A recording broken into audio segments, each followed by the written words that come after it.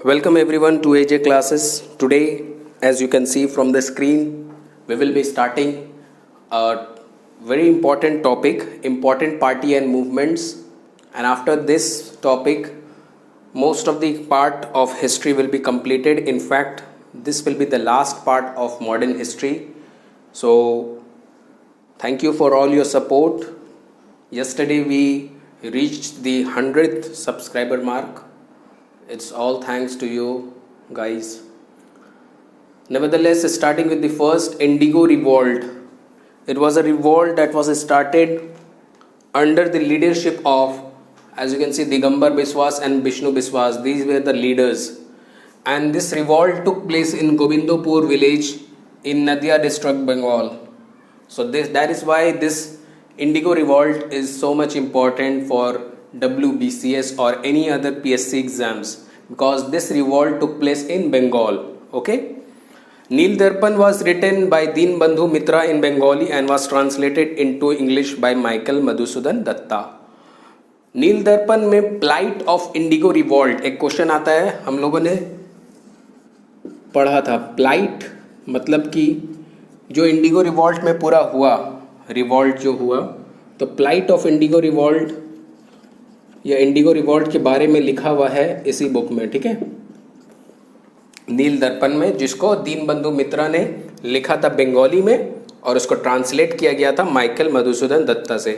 दीनबंधु मित्रा से भी एक क्वेश्चन ये आता है, आपके दिमाग में लगा होगा कि दीनबंधु मित्रा को एक अलग नाम से भी बोला जाता है. दो नाम हैं, तो इस नाम को आपको कमेंट बॉक्स में लिखना है. दीनबंधु मित्रा का अलग नाम नहीं होगा तो मैं ही लास्ट में लिख दूंगा, जैसे कि इससे पहले वीडियो में भी मैं लिख दिया था अकर्स्ड स्ट्रिंग का नाम. कर्स्ड माने शापित होता है हिंदी में. नेवरदलेस ये भी एक इम्पॉर्टेंट पॉइंट है कि important role played by S C. Mukherjee, जो कि हिंदू पैट्रियट के राइटर थे, एडिटर थे.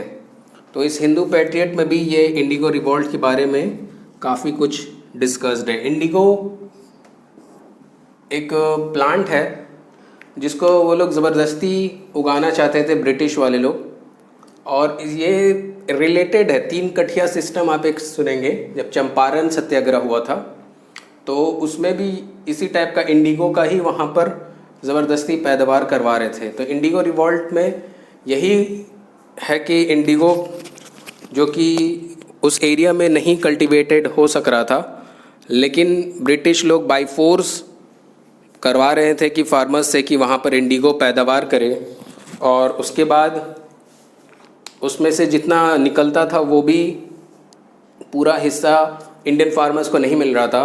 तो इसीलिए ये दो व्यक्ति जो कि काफ़ी इम्पोर्टेंट है इस पॉइंट में, दिगंबर बिस्वास और विष्णु बिस्वास, ये रिवॉल्ट को चालू किए.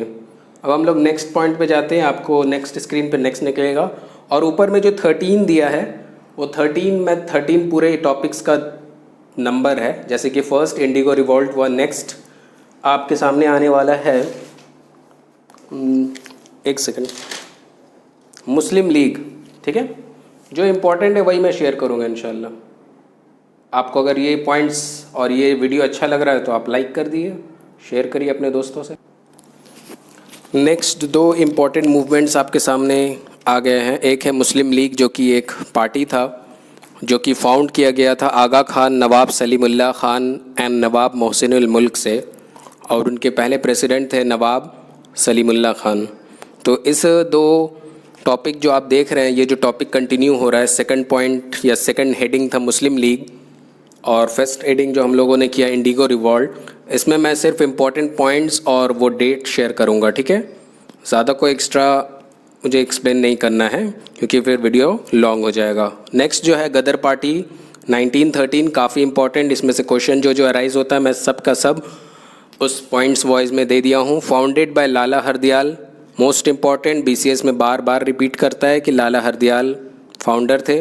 और ये क्वेश्चन जो फर्स्ट प्रेसिडेंट है, इससे कंफ्यूज मत होइएगा, ये सोहन सिंह बखना थे फर्स्ट प्रेसिडेंट.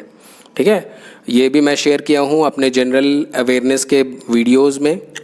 अगर आपने नहीं देखा है तो वहाँ जाके प्लेलिस्ट में देख सकते हैं. जनरल अवेयरनेस में भी काफ़ी इंपॉर्टेंट क्वेश्चंस शेयर किया गया है.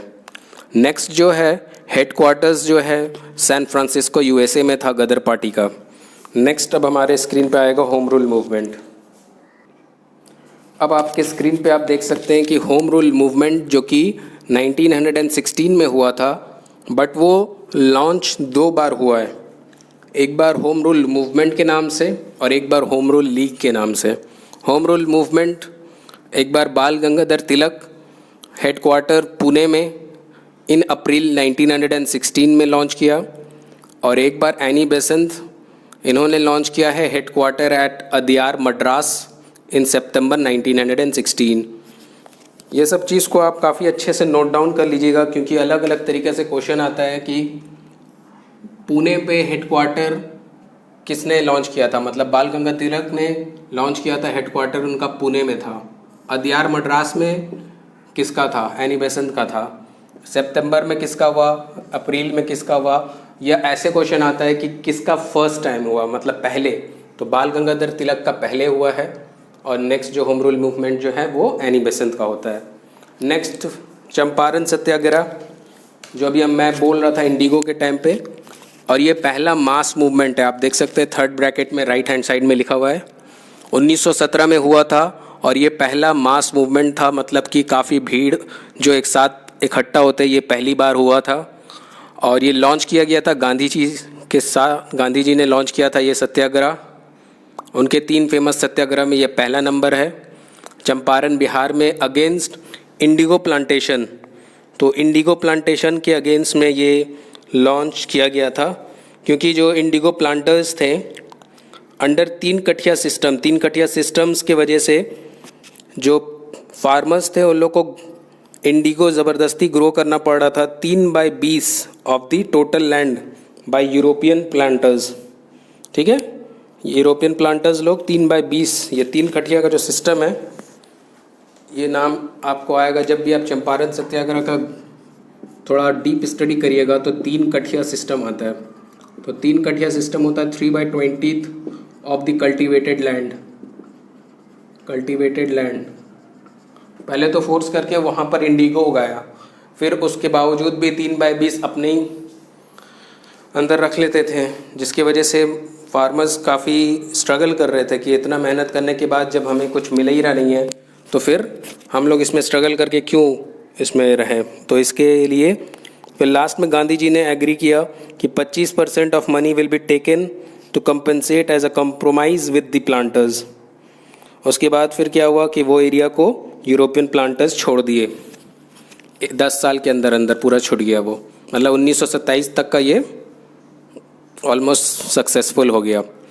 गांधी जी को इनवाइट किया गया था राजकुमार शुक्ला, अनदर बीसीएस का बहुत इंपॉर्टेंट क्वेश्चन बार बार आता रहता है, राजकुमार शुक्ला वाला नाम।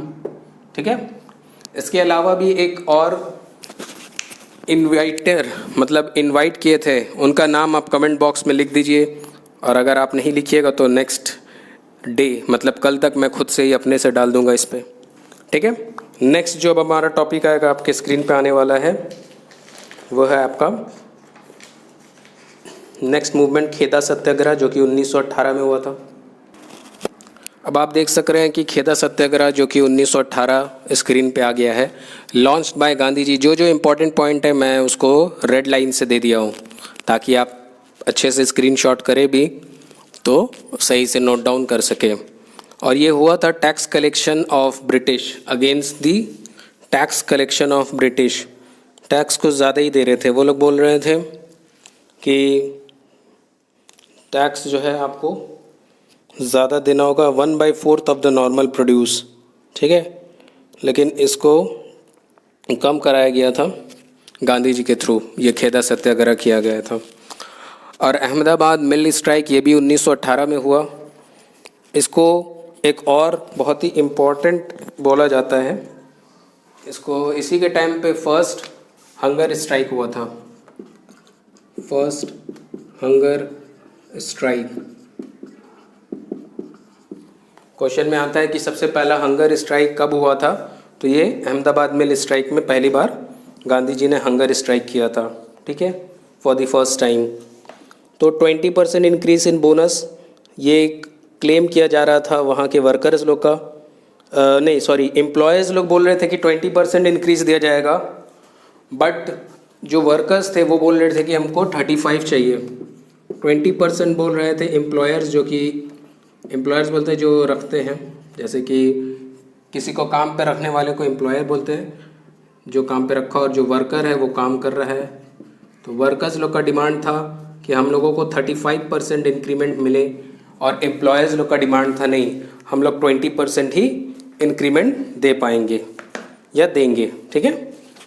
फिर लास्ट में क्या हुआ, fast unto death was undertaken by him to strengthen the workers. जब ये fast unto death first hunger strike बन गया, तब क्या हुआ कि finally 35% increase in bonus was agreed upon by the mill owners. Last में क्या हुआ कि उसी पे 35% पे एग्री करना पड़ा।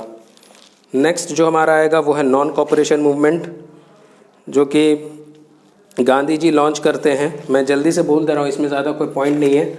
नॉन कॉपरेशन मूवमेंट में 1920 में लॉन्च हुआ है, और ये पास हुआ था कलकत्ता सेशन 1920 में। ठीक है। और इस समय के प्रेसिडेंट थे लाला लाजपत राय। तो आप लिख सकते हैं कि जो नॉन कॉपरेशन मूवमेंट है NCM, ये 1920 में होता है, गांधी जी लॉन्च करते हैं, और इस समय के INC प्रेसिडेंट रहते हैं लाला लाजपत राय। यही एक इम्पॉर्टेंट पॉइंट है अकॉर्डिंग टू मी। इसके अलावा और कुछ ज़्यादा डिस्कस नहीं करने के लायक है। नॉन कॉपरेशन मूवमेंट में आप डिस्कशन में तो बहुत कुछ हो सकता है, जैसे कि अगर आप वर्कआउट करिएगा या फिर पढ़िएगा तो नॉन कॉपरेशन मूवमेंट में तो काफ़ी कुछ होता है, जिसमें वो सीक्वल मतलब रोलेक्ट एक्ट के बारे में बहुत सारा चीज़ को मिल के, मतलब बहुत सारे जो इवेंट्स हुए जैसे जलियांवाला बाग, इस सब के अगेंस्ट में ये नॉन कॉपरेशन मूवमेंट को लॉन्च किया गया था। और इस मूवमेंट में गांधी जी ने अपने टाइटल्स जो ब्रिटिश ने उन्हें दिया था उसको त्याग दे रहे थे, और जितने भी और उनके जानने वाले थे वो लोग भी अपना त्याग दे रहे थे। फिर बॉयकॉट किया गया इलेक्शन को under the provision of 1919 act. और इसके अलावा गवर्नमेंट का जो फंक्शन था, कोर्ट वगैरह, कॉलेज वगैरह, ये सब फॉरेन गुड्स, ये सब को पर भी बॉयकॉट लगाया गया नॉन कॉपरेशन मूवमेंट के हिसाब से। और जो establishment of national school, college and private panchayat court, ये एक प्रस्ताव रखा गया नॉन कॉपरेशन मूवमेंट के हिसाब से। ठीक है। बहुत सारे पेजेंट्स मतलब फार्मर्स, स्टूडेंट्स और women and Muslim actively participated in this movement. तो इसलिए ये मूवमेंट काफ़ी सक्सेसफुल रहा। ठीक है। अब जो नेक्स्ट मूवमेंट है, और ये नॉन कॉपरेशन मूवमेंट जब कब तक चला ये भी क्वेश्चन में आता है, तो आप लिख लीजिएगा 1922 अवधि चला, 1922 5 फेब। इस 5 फेब में 1922 में बहुत ही इंपॉर्टेंट इवेंट होता है, इसका नाम है चौरी चौरा इंसिडेंट। चौरी चौरा इंसिडेंट, ये गोरखपुर में ये इंसिडेंट होता है, जिसमें 22 पुलिसमैन को जिंदा जला देता है मॉब लोग। ठीक है। और उसके बाद गांधी जी अरेस्टेड हो जाते हैं।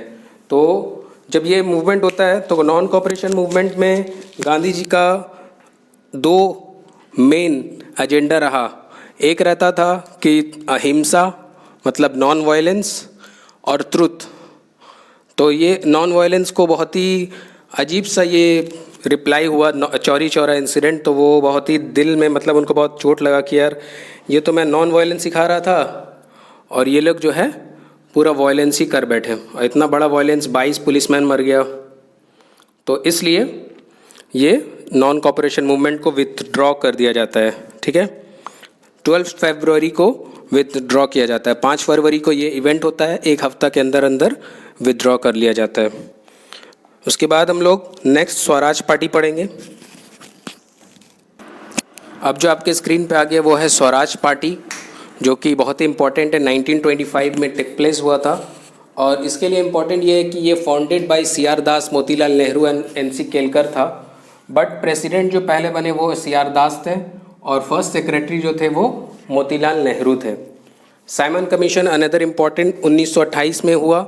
इसके बीच एक काकोरी ट्रेन रॉबरी 1925 9 अगस्त को हुआ था। तो वो उसमें ट्रेन को लूट पार किया गया था, मतलब लूटा गया था काकोरी विलेज के करीब। चंद्रशेखर आज़ाद, राम प्रसाद बिस्मिल और अशफाक उल्लाह खान, ये तीनों एसोसिएटेड थे इस काकोरी कांड में, और इन तमाम को फिर हैंग कर दिया गया था ब्रिटिश से। ब्रिटिश ने इन तीनों को हैंग कर दिया था। साइमन कमीशन 1928 में आया। साइमन गो बैक, जो मैं राइट हैंड साइड में लिखा हूँ, ये स्लोगन पीपल लोग रेस किए थे। क्यों? क्योंकि पीपल अपोज करते थे इस मूवमेंट को, because there were no Indians involve in the commission. ये वाला क्वेश्चन अभी हाल फिलहाल BCS में आया था और ये फिर से रिपीट करता रहता है। क्यों पीपल अपोज किए थे साइमन कमीशन को? Because there was no Indian involve in this commission. Okay, और नेक्स्ट जो इम्पोर्टेंट है, क्विट इंडिया मूवमेंट। लिथगो, जो लिन लिथगो उस समय के वाइसरॉय थे, जो कि काफ़ी लॉन्गेस्ट रेन रहे, और इस टाइम पे आप लिख सकते हैं कि टाइम ऑफ क्विट इंडिया के मूवमेंट के टाइम पे INC प्रेसिडेंट थे। क्विट इंडिया मूवमेंट के टाइम पे INC प्रेसिडेंट थे मौलाना आज़ाद, मौलाना अबुल कलाम आज़ाद, जो उनका पूरा नाम है। वीडियो लॉन्ग हो गया इसलिए मैं थोड़ा हरी कर रहा हूँ, आप लोग भी कोऑपरेट करिएगा, ठीक है। और ये हम लोग जानते हैं क्विट इंडिया मूवमेंट, डू और डाई और साइमन गो बैक, ये सब का सब यूसुफ मेहर अली ने ये स्लोगन को दिया था। Thank you for watching, take care and a very happy Eid Mubarak to the Muslim guys who are watching this and the rest. Okay, enjoy.